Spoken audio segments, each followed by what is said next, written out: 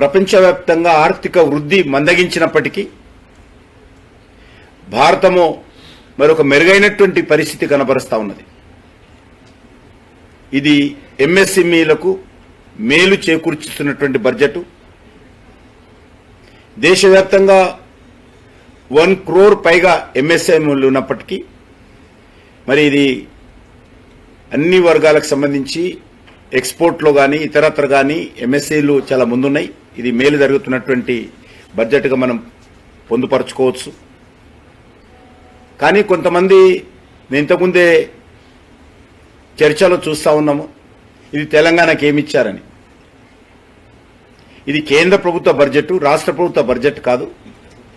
కేంద్ర ప్రభుత్వం ప్రవేశపెట్టినటువంటి బడ్జెట్లో 95% తెలంగాణ కూడా అన్ని పథకాలలో శివభాగంగా ఉంటుంది.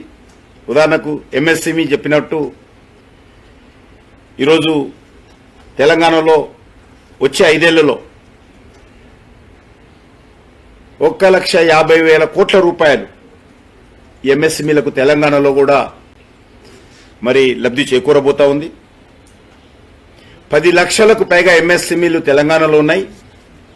వాటికి ఈరోజు ప్రవేశపెట్టినటువంటి బడ్జెట్లో లబ్ధి చేకూరుతుంది. అదేవిధంగా 27 రంగాలలో స్టార్టప్ కంపెనీలు ఈరోజు దేశంలో ఉన్నాయి.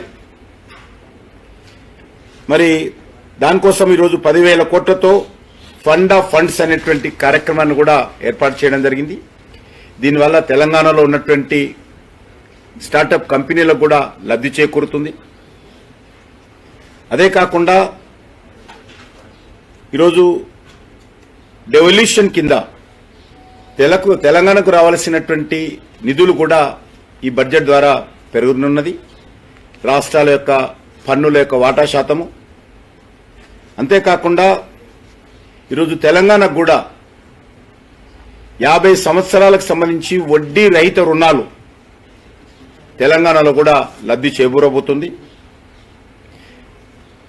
నేను ఒకటే మనవి చేస్తాను, కేంద్ర ప్రభుత్వము ఏ సంస్కరణలు తీసుకొచ్చినా దాని యొక్క లబ్ధి తెలంగాణ ప్రజలకు, తెలంగాణ రాష్ట్రానికి, తెలంగాణ అభివృద్ధికి తప్పకుండా భాగస్వామ్యం ఉంటుందనే విషయాన్ని సందర్భంగా మనవి చేస్తున్నాను. ఇప్పటికే అమలవుతున్నటువంటి కేంద్ర ప్రభుత్వ పథకాలు పరిధిని, అదేవిధంగా దాని నిధుల వాటాను కూడా ఈ బడ్జెట్లో ఎన్హాన్స్ చేయడం జరిగింది, పెంచడం జరిగింది. అది తప్పకుండా మరి తెలంగాణ లాంటి అర్బన్ ఏరియా స్టేట్లో మరి అర్బన్ ప్రాంతాలకు 10,000 కోట్ల రూపాయలు తెలంగాణకు రాబోతా ఉంది. అమృత్ పథకం ఏదైతున్నదో అమృత్ పథకాన్ని కూడా తెలంగాణలో ఉన్నటువంటి 125 అర్బన్ లోకల్ బాడీస్కు లబ్ధి చేకూరబోతా ఉంది. స్ట్రీట్ వెండర్స్ తెలంగాణలో ఉన్నటువంటి స్ట్రీట్ వెండర్స్ కూడా లబ్ధి చేకూరుతుంది.